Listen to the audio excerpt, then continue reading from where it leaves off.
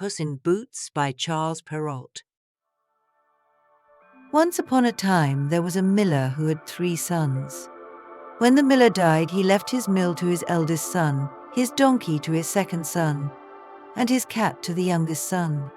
The youngest son, who had hoped for something more, sighed and said, "What am I to do with just a cat? I'll surely starve." But the cat, hearing this, said, "Do not worry, master.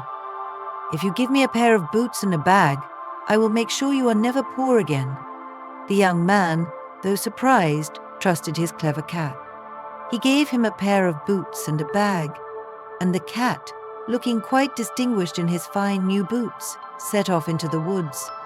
The cat filled his bag with some bran and went to a nearby field where he knew a large number of rabbits lived. He lay down on the ground, pretending to be dead, and waited. Soon, a foolish rabbit hopped into the bag, thinking it was safe. Quick as a flash, Puss closed the bag and caught the rabbit. Pleased with his catch, he made his way to the royal palace. At the palace, Puss bowed before the king and said, "Your Majesty, my master, the Marquis of Carabas, has sent you this fine rabbit as a gift." The king, who was very fond of rabbit stew, was delighted and accepted the gift. "Thank your master for me," the king said. Puss, with a sly smile, promised to do so and left the palace. For several months, Puss continued to bring the king gifts, always claiming they were from his master, the Marquis of Carabas. In reality, the young man was simply a miller's son, but the clever cat knew that with the right tricks, he could elevate his master's fortune. One day, Puss learned that the king would be riding in his royal carriage near the riverbank with his daughter, the beautiful princess.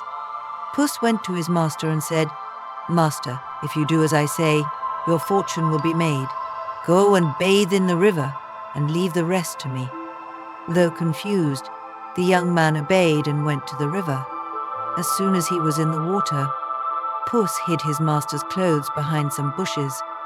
When the royal carriage approached, Puss ran out onto the road shouting, "Help! Help! The Marquis of Carabas is drowning." The king, hearing the cries, ordered his guards to rescue the young man. Puss explained, "While my master was bathing, some thieves came and stole his clothes." The king, feeling sorry for the Marquis, ordered his servants to fetch fine clothes for the young man, who looked quite handsome in them. The king invited the Marquis of Carabas to join him in his carriage. As they traveled, the princess took a liking to the young man, who, though shy, was polite and kind. Meanwhile, Puss ran ahead and came upon some peasants working in a field.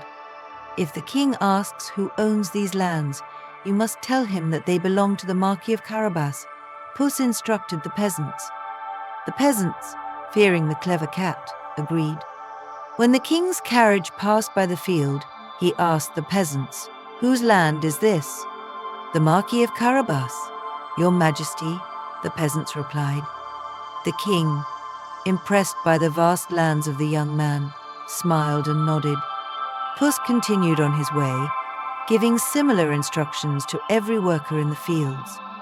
Each time the king asked, "Whose land is this?" the workers replied, "The Marquis of Carabas." Soon Puss arrived at a grand castle, which belonged to a wealthy ogre. This ogre was feared throughout the land because of his ability to change into any creature he wished. Puss, being bold and clever, knocked on the castle door. The ogre, amused by the sight of a cat in boots, invited him in. "I have heard, great ogre, that you can change yourself into any animal," Puss said. "For example, I hear you can become a lion." "Indeed, I can," roared the ogre, and in a flash, he transformed into a ferocious lion, causing Puss to jump onto a high shelf to avoid being eaten. "Impressive," said Puss, once the ogre had turned back into his normal form. "But I bet you can't turn yourself into something as small as a mouse." The ogre, eager to show off, laughed. "That's easy," he boasted, and in an instant he transformed into a tiny mouse. Quick as a flash, Puss pounced on the mouse and gobbled him up. The ogre was no more.